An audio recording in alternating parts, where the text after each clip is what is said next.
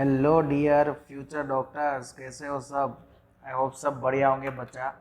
My self Hiren sir, Hiren and Movaliya and welcomes you to Bachcha party जीनीटी institute for NEET. બધાનું તમારા બેટાઓ જીનીટી institute four નીટની અંદર સ્વાગત છે દીકરાઓ। ચલો તો સ્ટાર્ટ કરીએ। આજે જે છે એ આપણે જોવાના છીએ આપણી જે ડીપીપી નંબર 9 જે છે એ ડીપીપી નંબર 9ના સોલ્યુશનની જે ચર્ચા છે તે આપણે આ જે સેશન છે એની અંદર આપણે કરવા તરફ જઈ રહ્યા છીએ। ઓકે, તો કરીએ ચલો સ્ટાર્ટ ડીપીપી નંબર 9। તો ફર્સ્ટ ક્વેશ્ચન જે છે એ દીકરાઓ તમે અહીંયા જોઈ શકો છો આપણી જે સ્ક્રીન છે એના ઉપર। તો નોર્મલી તમને એવું આપેલું છે ક્વેશ્ચનની અંદર કે નીચેની આકૃતિમાં નિયમિત ષટકોણ છે, જે ષટકોણ છે એ કેવો છે? નિયમિત ષટકોણ। હવે એ જે નિયમિત ષટકોણ છે એના શિરોબિંદુઓ પરના વિદ્યુત ભારો દર્શાવેલા છે તમને।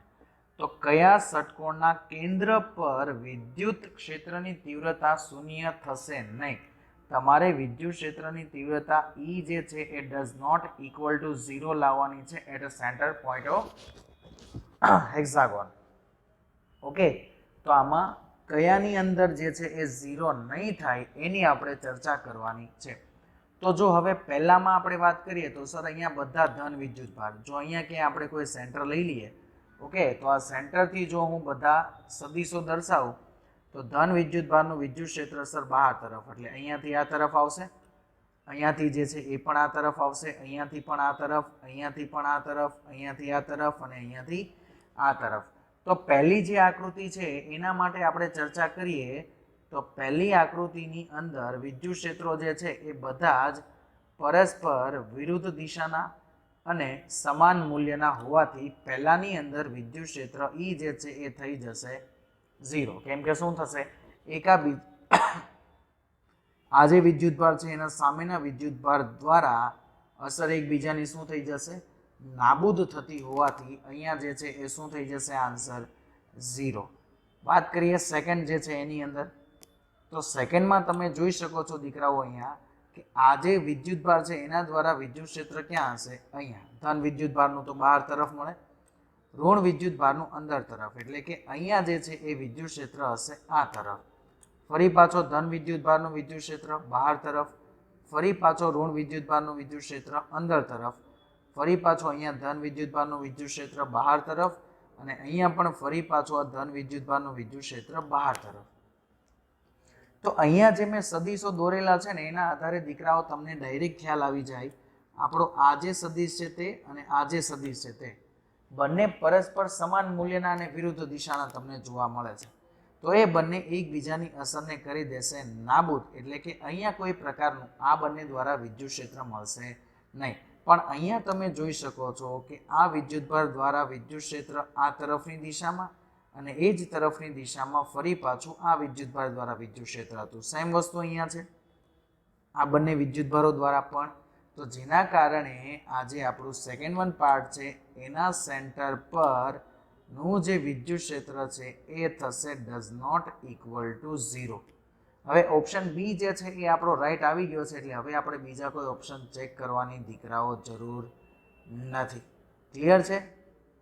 ચાલો, તો આવશે આપણો સેકન્ડ વન ઓપ્શન, જે આપણો આન્સર કે જે આવશે આન્સર નંબર બી। તો પહેલો ક્વેશ્ચન અહીંયા કમ્પ્લીટ। ચલો જોઈએ બીજો ક્વેશ્ચન। બીજા ક્વેશ્ચનની અંદર તમને કીધેલું છે 80 મિલીગ્રામ દ્રવ્યમાન ધરાવતો સાદો લોલક। ચલો એક કામ કરીએ, અહીંયા આપણે સાદું લોલક એક બનાવીએ। ચલો આ જે થ્રેડ છે અહીંયા જે છે ગોળો કે જેનું દ્રવ્યમાન 80 છે, તો એના કારણે નીચેની દિશામાં એક્ઝેક્ટ કયું બળ લાગતું હશે? વજન બળ mg। ઓકે, હવે એવું કીધું છે કે આ ગોળા પર જે વિદ્યુતભાર જે છે એ ગોળા પરના વિદ્યુતભારની વાત કરીએ તો Q બરાબર છે 20 નેનો કુલમ। કેટલો છે? તો કે વિદ્યુતભાર જો અહીંયા ચર્ચા કરીએ તો Q બરાબર છે 20 ગુણ્યા 10⁻⁹ કુલમ થશે, જ્યારે એને કુલમના ટર્મ્સમાં આપણે લખીશું ત્યારે। તેને સમક્ષિતિજ દિશામાં 2 ગુણ્યા 10⁴ ન્યૂટન પર તીવ્રતા ધરાવતા વિદ્યુત ક્ષેત્રમાં લટકાવેલો છે। હવે આ ડાયરેક્શનમાં સમક્ષિતિજ દિશાની અંદર કોઈ વિદ્યુત ક્ષેત્ર છે એવું આપણને કીધેલું છે આ ડાયરેક્શનમાં. ઓકે, કે જે વિદ્યુત ક્ષેત્રની તીવ્રતા છે E જેટલી. તો હવે વિદ્યુત ક્ષેત્રની તીવ્રતા E છે જેને આપણે આ રીતે લટકાવેલો છે કે જેના કારણે આના પર ગોળા પર આ દિશામાં કયું બળ લાગશે? વિદ્યુતીય બળ ઉદ્ભવશે સર. યસ બેટા, તો અહીંયા જે છે એ વિદ્યુતીય બળ ઉદ્ભવશે Fe. ઓકે, તો વિદ્યુતીય બળને કારણે જો આ ગોળો જે છે એ હવે તમને એવું કીધું છે કે વિદ્યુત ક્ષેત્ર દ્વારા જે વિદ્યુતીય બળ લાગે છે ને એના કારણે આ ગોળો જે છે એ પોતે સંતુલનમાં રહે છે. તો એ સંતુલનમાં રહેશે, બળ લાગશે એટલે અહીંયાથી કંઈક આગળ તો જશે. એટલે ધારો કે અહીંયા કોઈ જગ્યા પર એ પહોંચી જાય છે. ઓકે, અને અહીંયા જે છે એ પોતે સંતુલન સ્થિતિમાં આવી જાય છે. તો સંતુલનમાં આવશે ત્યારે એણે જે ઉધ્વ દિશા સાથે બનાવેલો ખૂણો, મીન્સ કે આ જે ખૂણો છે જેને આપણે થીટા વડે દર્શાવીશું, તો આ થીટા ખૂણો જે છે એ થીટા ખૂણાની વેલ્યુ આપણે અહીંયા લાવવાની છે કે એમણે ઉધ્વ દિશા સાથે બનાવેલો ખૂણો કેટલો હશે. અને બીજું તમને કીધેલું છે કે ઓકે, અને ઉદ્ભવતું તણાવ બળ. તો અહીંયા આવશે તો દોરીમાં તણાવ બળ આ તરફની દિશામાં લાગતું હશે કંઈ T. ચલો, તો હવે આ જે ગોળો છે ને એના ઉપર અહીંયા જે બળો લાગે છે ને એ આપણે દર્શાવીએ. ચલો, તો અહીંયા આવી ગયા આપણે આ એક કોઈ ગોળો. ઓકે, આ ડાયરેક્શનમાં કંઈ એક બળ લાગે છે જે છે તણાવ બળ T. એક્ઝેક્ટ નીચેની દિશામાં એના ઉપર લાગતું હશે વજન બળ mg, અને એક્ઝેક્ટ x અક્ષ તરફની દિશામાં એના ઉપર લાગતું બળ છે વિદ્યુતીય બળ Fe. ઓકે, તો અહીંયા દીકરાઓ તમે એક વસ્તુ જોઈ શકો છો કે જો આપણે આ જે છે એને આપણે આપણી યામાક્સ પદ્ધતિના ફોર્મમાં આપણે લાવી દઈએ તો T જે છે જેમ અહીંયા થીટા ખૂણો બનતો હતો એ જ થીટા ખૂણો ફરી પાછો આ જે દોરી છે એ ક્યાં બનાવશે? અહીંયા બનાવશે. ઓકે, તો તણાવ બળે અહીંયા જે બનાવેલો ખૂણો હશે એ કેટલો હશે? થીટા. તો જેના કારણે તણાવ બળના આપણને બે ઘટક મળશે. ઓકે, જે ઘટકોની વાત કરીએ તો જેની સાથે ખૂણો બનાવે તે કોસ ઘટક, એટલે અહીંયા આવશે T cos થીટા, અને અહીંયા જે છે એ ઘટક આવશે આપણો T sin થીટા. હવે તમને એવું કીધેલું છે કે સંતુલન સ્થિતિમાં છે, તો સંતુલન સ્થિતિમાં હોય તો કુલ બળ કેવું હોય? 0 થઈ જાય. તો અહીંયા આપણે વાત કરીએ તો આપણને એક વસ્તુ દીકરાઓ ક્લિયરલી મળે છે કે સર T cos થીટા બરાબર થશે mg. ઓકે, અને T sin થીટા જે છે એ બરાબર શું થશે? Fe. એટલે કે જે મળશે E into Q જેટલું. Fe એટલે આપણું વિદ્યુતીય બળ, અને એ પણ ક્યારે? કે જ્યારે બાહ્ય વિદ્યુત ક્ષેત્ર આપણે મૂકેલું હોય ત્યારે. તો એ તો આટલું કંઈ મળશે. ઓકે, ચલો, તો આના કારણે આપણને જે છે એ વેલ્યુ મળી જશે. હવે જો આપણે આ બંનેનો ગુણોત્તર લઈ લઈએ, આને ઉપર રાખી દઈએ અને સાઇન કોસ થીટા વાળો ભાગ નીચે રાખીએ, તો જો એ બંનેનો ગુણોત્તર લઈ લઈએ તો શું થશે? tan theta is equal to E into Q divided by mg. શું થશે? tan theta is equal to EQ divided by mg. તો E ની વેલ્યુ આપણને આપેલી છે 2 ગુણ્યા 10⁴. Okay, just a minute. ચલો, આ જે વેલ્યુ છે ને એને અહીંયા નીચે લખો. તો E ની વેલ્યુ આપેલી છે 2 ગુણ્યા 10⁴. Q ની વેલ્યુ છે વિદ્યુત ભાર 20 ગુણ્યા 10⁻⁹ ના છેદમાં દળ જે છે એ આપણને આપેલું છે 80 મિલીગ્રામ, એટલે કે 10⁻³ કિલોગ્રામ થશે. ઓકે, સોરી મિલીગ્રામ છે ને, ગ્રામમાં નહીં, સોરી મિલીગ્રામમાં છે, એટલે 10⁻⁶ થશે. અને એને ગુણ્યા G ની વેલ્યુ જે છે એ કેટલી આવશે? 10. તો આને સોલ્વ કરશો ને દીકરાઓ એટલે આપણો આન્સર જે છે ને એ લગભગ મે બી કંઈ બનશે. ચલો, હું અહીંયા લખી દઉં છું. આપણો આન્સર જે બને છે તે mg થોડું ઉપર લખી દઉં. તો અહીંયા જે આપણો આન્સર બનશે ને એ બનશે 0.5102. હવે આ જે છે જો તમારે થીટા જોઈતો હોય તો થીટાની વેલ્યુ આપણે શોધવાની વાત કરીએ તો થીટા બરાબર શું થશે? tan ઇન્વર્સ 0.5102 લખાય. યસ સર, લખાય. ચલો, તો થીટાની જે વેલ્યુ જે છે એ આપણને દીકરાઓ ઇઝીલી હવે અહીંયાથી મળી જશે. તો અહીંયા જે છે એ તમારો થીટાનો આન્સર જે આવશે, ઓકે, એંગલ જે આવશે, ખૂણો જે આવશે તે થીટા આપણને મળશે અહીંયા. આને તમે નેચરલ ટેનના ટેબલમાં તમે જોશો ને એટલે એંગલ તમને મળશે 27 ડિગ્રી અને 2 મિનિટ. ઓકે, 27 ડિગ્રીને 2 મિનિટ વાળો સર જોઈએ ને તો ઓપ્શન સી એક જ છે. હવે તણાવ બળ કદાચ આપણે ના શોધીએ ને, તણાવ બળ ના શોધીએ ને તોય ચાલે, અને જો શોધવું હોય તો આ બંનેમાંથી કોઈ પણ એક સૂત્રની અંદર તમે કિંમત મૂકી દો એટલે તમને તણાવ બળની વેલ્યુ મળી જશે. ઓકે બચ્ચા પાર્ટી, ચલો તો ક્વેશ્ચન નંબર 2 અહીંયા કમ્પ્લીટ. ચલો ક્વેશ્ચન નંબર 3 જે છે એની ચર્ચા કરીએ. તો થર્ડ નંબરનો જે ક્વેશ્ચન છે ને એની અંદર તમને એવું કીધેલું છે કે 30.7 ગુણ્યા 10⁻6 કિલોઘાત દ્રવ્યમાન, એટલે તમને દળ જે છે એ દીકરાઓ આપી દીધેલું છે. વિદ્યુત ભાર 2 ગુણ્યા 10⁻8 છે. એક લોલક છે જે 2000 વોલ્ટ પર મીટરના મૂલ્યના સમાન સમક્ષિતિજ વિદ્યુત ક્ષેત્રમાં સ્થિર છે. તો લોલકની દોરીમાં ઉદ્ભવતું તણાવ બળ શોધો.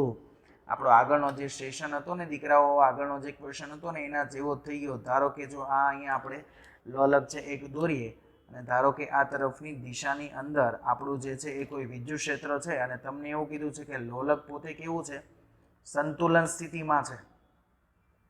ઓકે ચલો એવું, હા અહીંયા રહ્યું, વિદ્યુત ક્ષેત્રમાં શું છે, સ્થિર છે.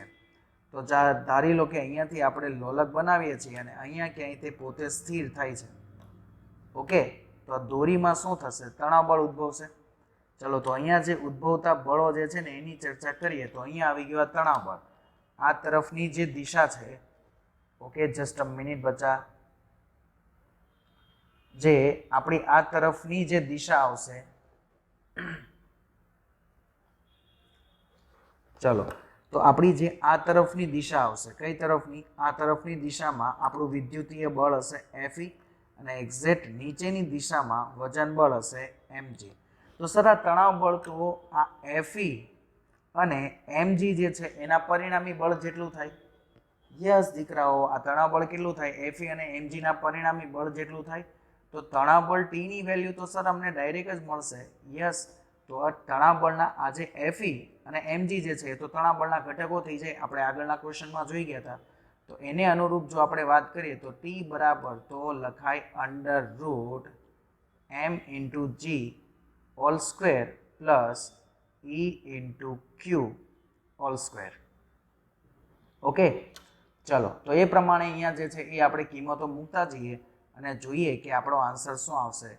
તો T √ જે વેલ્યુ એમની વાત કરીએ તો m છે 30.7.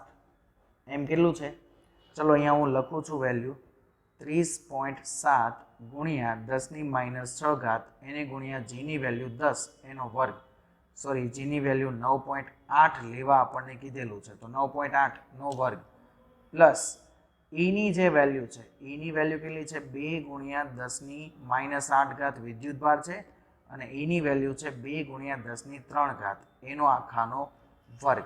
તો હવે જે છે એ આને આપણે સોલ્વ કરીએ તો T ની વેલ્યુ આ જે ઉપરનો જે આપણો આન્સર છે, મીન્સ કે આ કે જેની કિંમત આપણને મળે છે એ લખો અહીંયા. ચલો કેટલી કિંમત આપણને મળે છે તે, ચલો તો અહીંયા જે છે એ આપણને બચ્ચા પાર્ટી કિંમત મળે છે 90516.73 × 10⁻12 પ્લસ નીચે જે છે એ વેલ્યુ મેં લખેલી છે એનો આન્સર 2 × 4 અને 16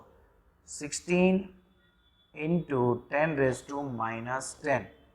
હવે બંનેનો સરવાળો બાદબાકી ક્યારે થાય દીકરાઓ, એક વસ્તુ આપણને ખ્યાલ છે, જો બંને -10 આધાર 10⁻, બંનેની ઇક્વલ હોવી જોઈએ.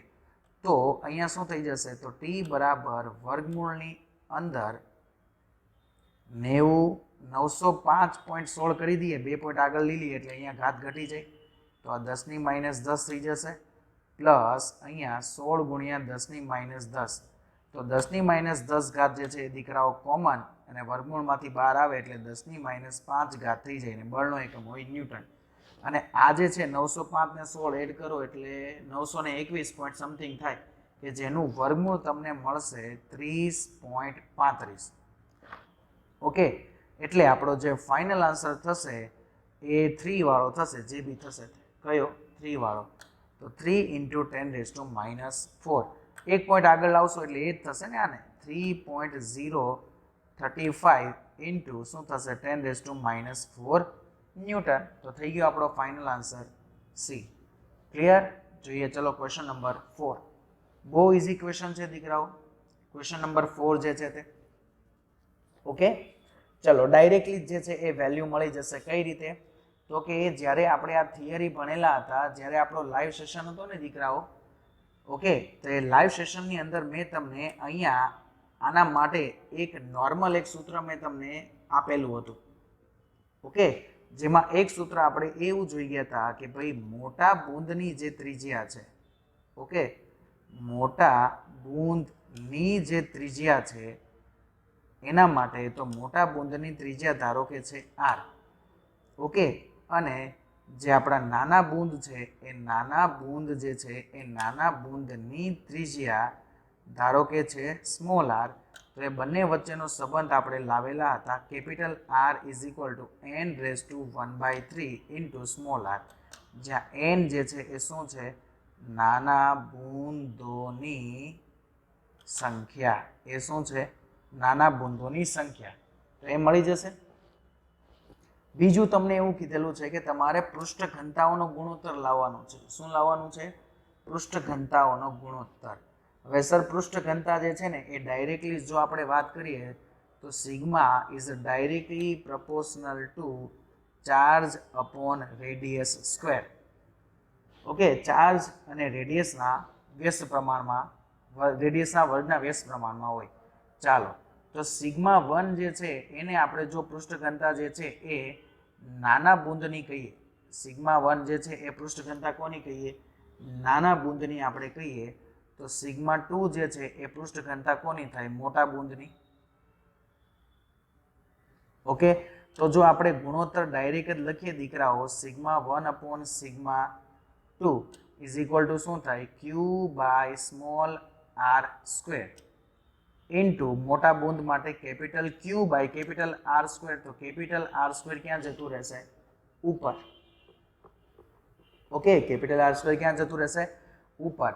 હવે કેપિટલ R બરાબર તો n⁻3 સ્મોલ r છે. ઓકે, ચલો મૂકી દઈએ અને જે છે એ આપણો આન્સર જોઈ લઈએ કે શું આન્સર આવે છે તે. ચલો, તો અહીંયા આવી ગયું small q upon r square into n ની વેલ્યુ છે 64⁻1/3 ઇન્ટુ સ્મોલ. ઓકે, ચલો જસ્ટ અ મિનિટ. આ તો 64 ઓકે ઇન્ટુ r આખાનો વર્ગ થશે ને, આનો આખાનો વર્ગ ના છેદમાં કેપિટલ Q.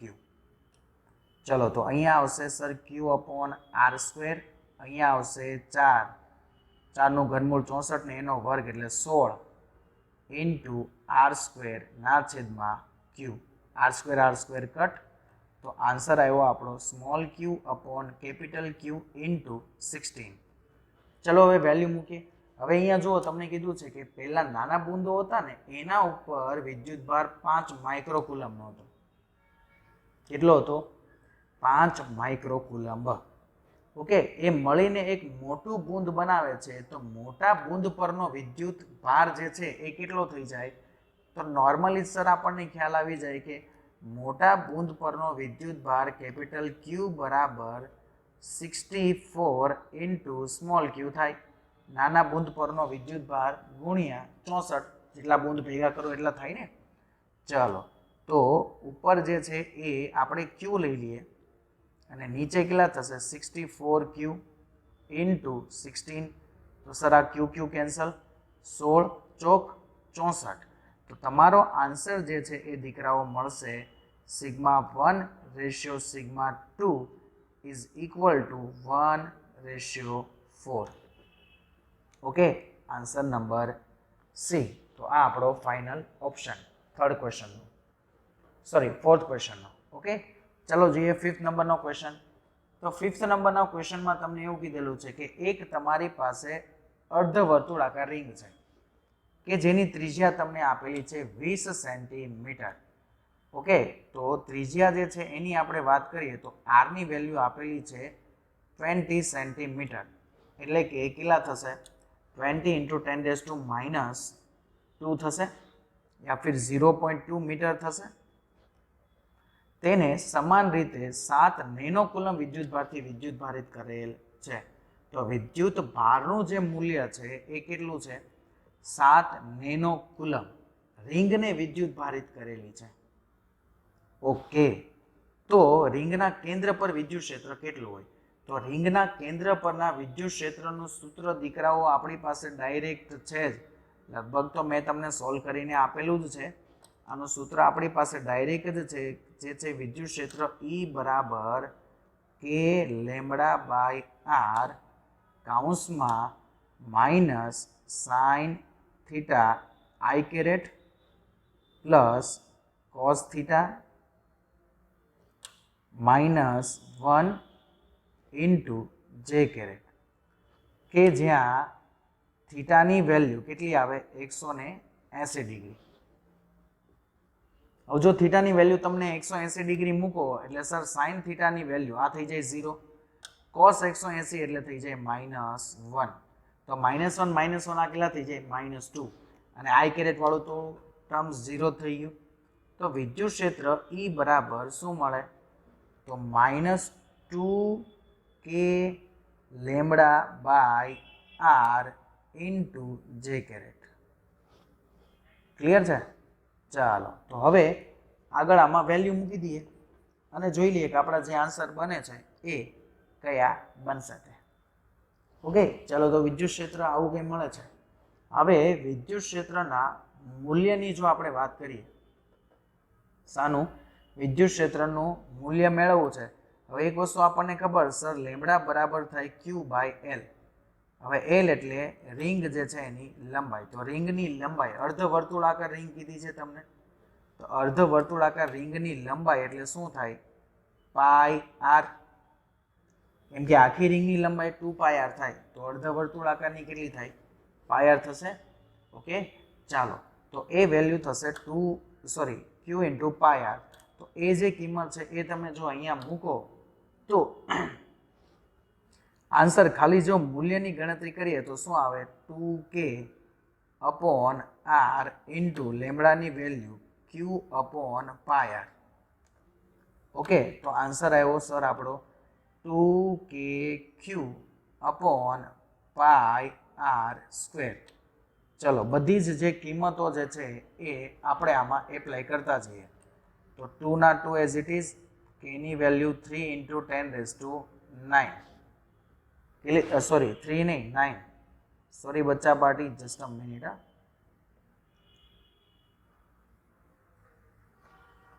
k ની વેલ્યુ 9 ઇન્ટુ 10⁹.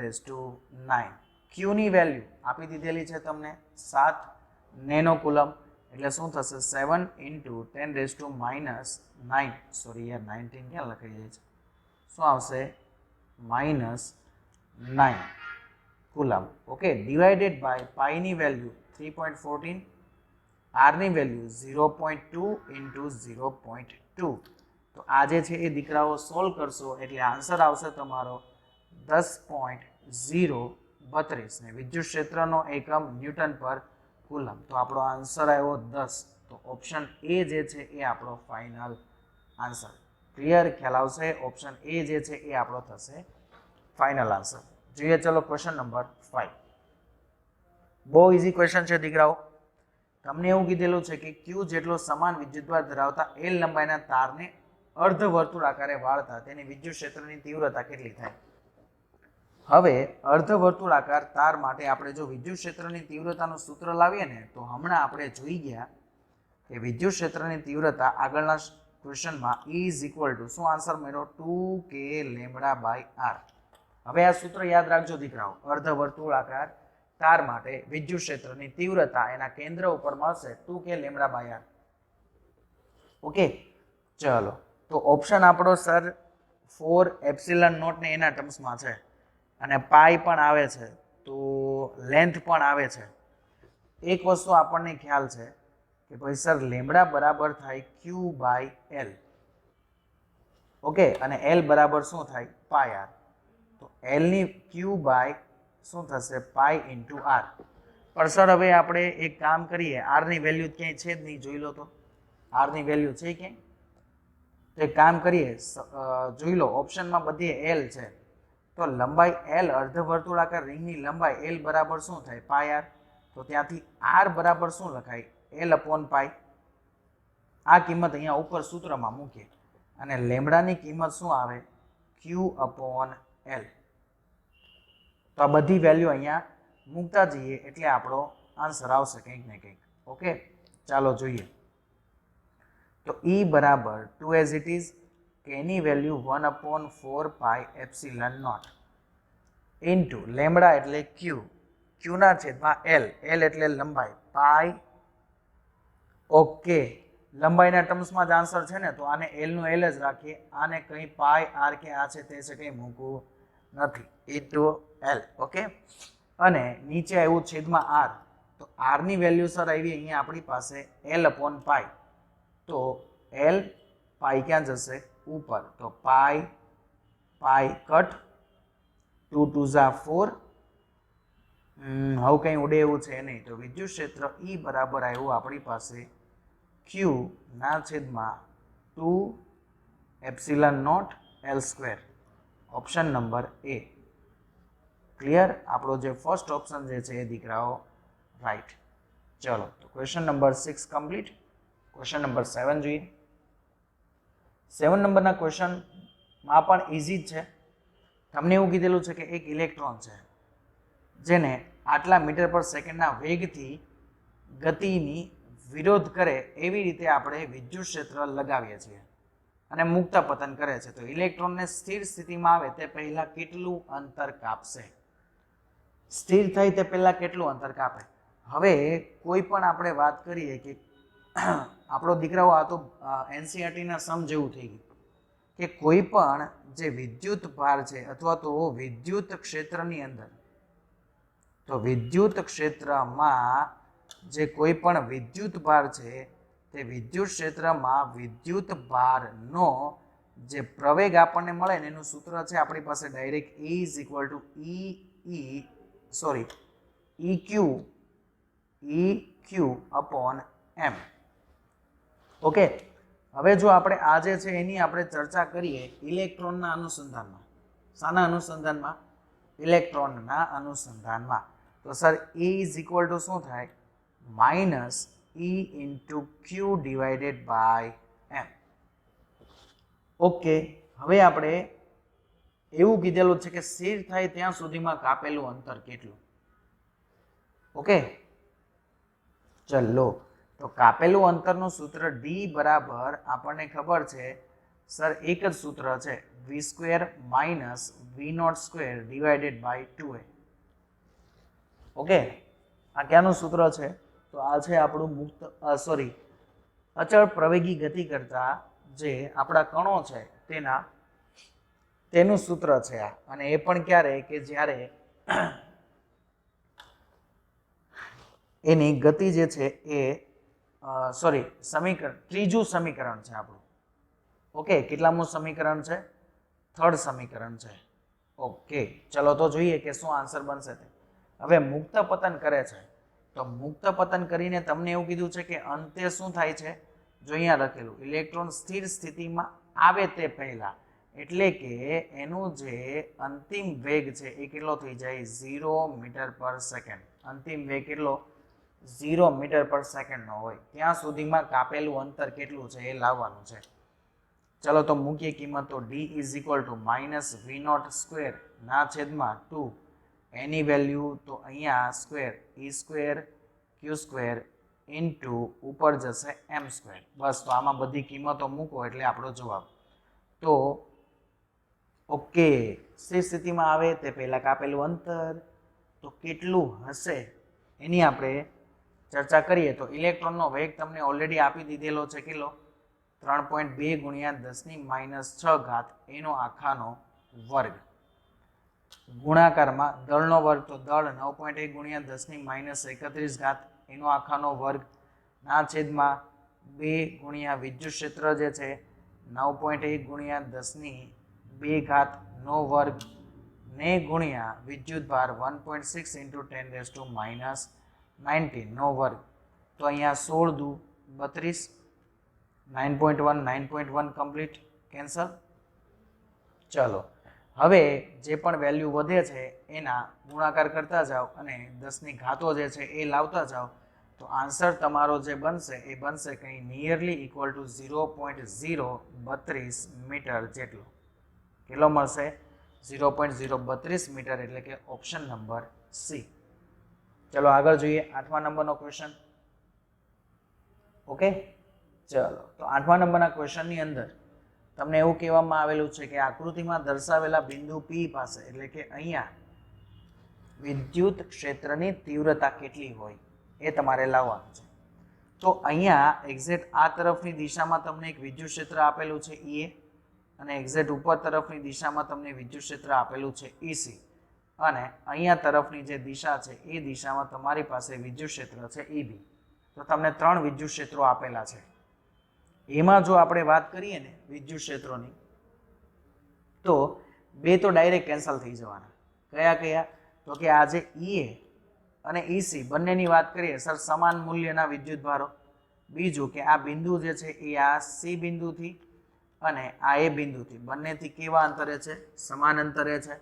તો જેના કારણે EA અને EB જે છે એ બંને સમાન મૂલ્યના EA અને EC EA is equal to the EC but in opposite direction. તો આ બંને જે છે એકબીજાની અસર શું કરી દે? અસર જે છે એ નાબૂદ કરે. તો અસર નાબૂદ થઈ જાય એટલે એ તો આવશે જ નહીં. તો સર ડાયરેક્ટ જ આવી ગયું P બિંદુ પાસેનું વિદ્યુત ક્ષેત્ર EP બરાબર થાય EB અને બનાવેલો ખૂણો છે 45 ડિગ્રીનો આની સાથે, એટલે એ ઘટક બનશે EB cos 45. શું થશે? EB cos 45. ઓકે, ચલો તો કરી દઈએ અહીંયા ગણતરી. યસ સર, ડાયરેક્ટલી જે છે એ થઈ જશે. ઓકે, ચલો તો એ પહેલા આ જે વેલ્યુ મળે ને એ પહેલા તો આપણે કિંમતો લાવવી પડશે. કયું? આ ડિસ્ટન્સ લાવવું પડશે ને. સૌથી પહેલા તો તમારે શું કરવું પડશે? તો આ B થી લઈને આ જે P બિંદુ સુધીનું ડિસ્ટન્સ છે એ તમારે પહેલા લાવવું પડશે. ઓકે, ચલો તો અહીંયા સર ડાયરેક્ટલી જ આપણને મળી જાય છે કે ભાઈ cos 45 cos 45 ડિગ્રી બરાબર શું થાય? તો cos 45 ડિગ્રી બરાબર થાય BP ના છેદમાં, ઓકે, અહીંયા કાટખૂણો બને ને આ ખૂણાની એક્ઝેક્ટ બાજુની બાજુ કઈ? BP ના છેદમાં શું થશે? BC. ચલો તો સર BP બરાબર ડાયરેક્ટ વેલ્યુ થઈ ગઈ BC ગુણ્યા cos 45. તો આવી ગયું અંતર આપણું B થી P સુધીનું. બસ તો આ જ વેલ્યુ હવે મૂકવાની છે આપણે. ઓકે, તો P બિંદુ પાસેનું વિદ્યુત ક્ષેત્ર EP બરાબર શું થશે? KQ divided by R². આ સિંગલ વિદ્યુતભાર દ્વારા મળતું છે ને, એટલે KQ ડિવાઇડેડ બાય R². ચલો તો K એઝ ઇટ ઇઝ,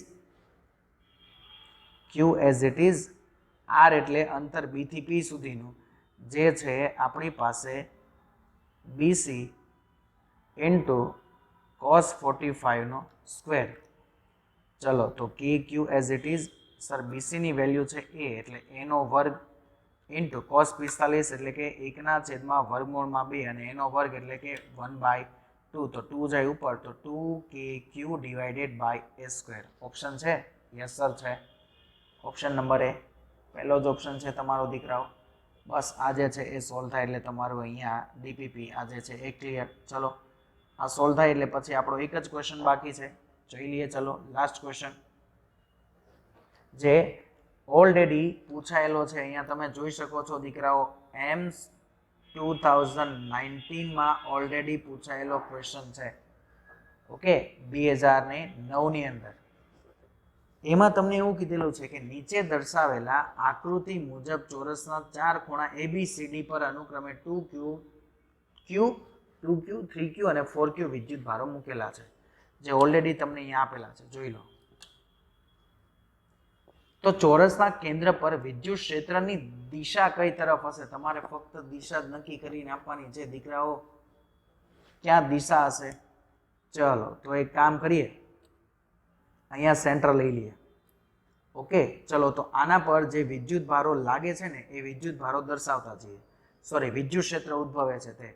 તો એના કારણે ઉદ્ભવતું વિદ્યુત ક્ષેત્ર જે છે એ ક્યાં હોય? બહાર તરફ. એટલે કે અહીંયા જે વિદ્યુત ક્ષેત્ર આવશે એ આવે છે ઈએ. સર સેમ ટુ સેમ એવી જ રીતે ધન વિદ્યુતભારનું વિદ્યુત ક્ષેત્ર અહીંયા જે છે એ બી બિંદુ વિદ્યુતભાર દ્વારા આવે છે એ છે ઈબી. એવી રીતે આ જે સી વિદ્યુતભાર છે એના દ્વારા આવતું વિદ્યુત ક્ષેત્ર છે એ છે ઈસી. અને અહીંયાથી જે ડી વિદ્યુતભાર દ્વારા આવતું વિદ્યુત ક્ષેત્ર છે એ છે ઈડી. હવે એક કામ કરીએ, જો ક્યુ વિદ્યુતભાર હોય તો એના દ્વારા મળતું વિદ્યુત ક્ષેત્ર જે છે એ, જો હું અહીંયા લખી દઉં કે ભાઈ ક્યુ વિદ્યુતભાર દ્વારા મળતું વિદ્યુત ક્ષેત્ર જે છે એ જો ઈ હોય તો તમને ખબર છે દીકરાઓ કે વિદ્યુત ક્ષેત્ર ઈ જે છે એ ડાયરેક્ટલી પ્રપોર્શનલ ટુ ક્યુ હોય, વિદ્યુતભારના ડાયરેક્ટ સમપ્રમાણમાં હોય. કેમ કે અંતર જે છે એ દરેકે દરેક શિરોબિંદુથી આ જે કેન્દ્ર બિંદુનું અંતર છે એ કેવું છે? સમાન. તો E is equal to directly Q. તો જો એના આધારે આપણે લખીએ તો ઈ એ બરાબર તો શું થઈ જાય? ઈ. તો એવી રીતે ઈબી બરાબર શું થઈ જાય? તો સર ઈબી બરાબર થઈ જાય 2E. ઈસી બરાબર શું થઈ જાય? 3E. ઓકે, અને એવી જ રીતે ઈડી બરાબર શું થઈ જાય? 4E. તો ચલો અહીંયા જે છે અહીંયાનું વિદ્યુત ક્ષેત્ર E છે, અહીંયાનું 2E છે, અહીંયાનું જે છે એ 3E છે, સોરી અહીંયાનું 4E છે, અહીંયાનું જે છે એ 4E છે, અને અહીંયાનું જે છે એ 3E છે. તો સર પરિણામી વિદ્યુત ક્ષેત્રની દિશાઓ જો જોઈએ પરસ્પર એકબીજાને વિરુદ્ધ છે એટલે માઇનસ થવાના. ઓકે સર, માઇનસ થાય. પણ આ બંનેનું પરિણામી વિદ્યુત ક્ષેત્ર જે છે એ ક્યાં મળશે એની જો વાત કરીએ તો સર આ દિશામાં આ બંનેનું પરિણામી વિદ્યુત ક્ષેત્ર મળે, અને એ પણ કેટલું? 2E જેટલું. કેમ કે ઉપરથી 3E આવે છે, નીચેથી E જાય છે. 3 માંથી E માઇનસ કરો એટલે 2E આવે. સેમ વસ્તુ અહીંયા. તો સર ઉપરથી જે છે એ 4E આવે છે, ઉપરથી કેટલું આવે છે? 4E. અને નીચેથી કેટલું જાય છે? તો નીચેથી ઉપર 2E જેટલું જાય છે. ઓકે, તો હવે આપણી બિંદુ પાસે જે પરિણામી વિદ્યુત ક્ષેત્રો આવ્યા ને એ આવા કઈ આવ્યા. અહીંયા આવ્યું એક 2E વિદ્યુત ક્ષેત્ર, અને અહીંયા કઈ એક વિદ્યુત ક્ષેત્ર આવ્યું 2E. તો આ બંનેનું પરિણામી વિદ્યુત ક્ષેત્રની દિશા સમાંતર બાજુ ચતુષ્કોણના નિયમ પરથી આપણે મેળવી શકીએ આ રીતે.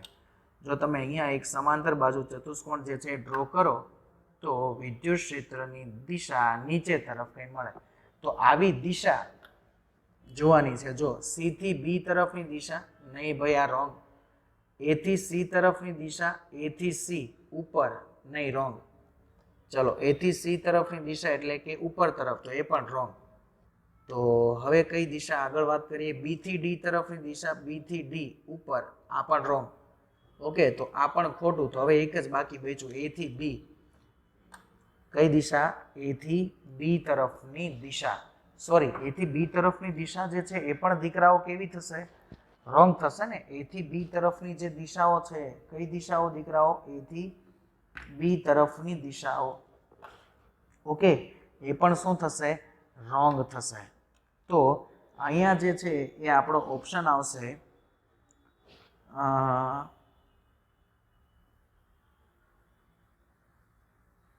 ચલો યસ. નોર્મલી જે છે એ દીકરાઓ અહીંયા જે છે એ યસ, આ તો આપણે સીધા જ જે છે એ ભારો લીધેલા છે, એટલે તો ઓપ્શન જે છે એ અહીંયા આપણો કોઈને કોઈ એંગલ ક્રિએટ થશે, જેના આધારે ઓપ્શન બનશે આપણો યા તો સી થી બી ની દિશામાં, અથવા તો બી એ જે છે એટલે કે આ જે દિશા છે એને લંબ તરફ. તો આપણો આન્સર જે છે એ આવશે દિશા સી બી. કયો આન્સર? આન્સર આવશે એ. ઓકે બચ્ચા પાર્ટી, તો અહીંયા જે છે એ આપણી થિયરી કમ્પ્લીટ, મતલબમાં આપણી જે ડીપીપી છે એ કમ્પ્લીટ છે. અને બીજો એક દીકરાઓ અહીંયા તમે જોઈ શકો છો કે dropper batch NEET 2021 Gujarati medium જે અમે લોકો સંપૂર્ણ ઓનલાઈન માધ્યમથી ચાલુ કરી દીધેલું છે 18 ઓક્ટોબરથી. ઓકે, જે કોર્સની ફી બેટા ખાલી 25,000 રૂપિયા છે, જે તમે કોઈ ટ્યુશનની અંદર ખર્ચવા જશો ને તો વધારે જશે. ઓકે, તો અહીંયા જોજો અને વિચારજો. ચાલો, તો બધા જ વિદ્યાર્થી મિત્રોને મારા તરફથી દીકરાઓ તમારો ખૂબ ખૂબ આભાર.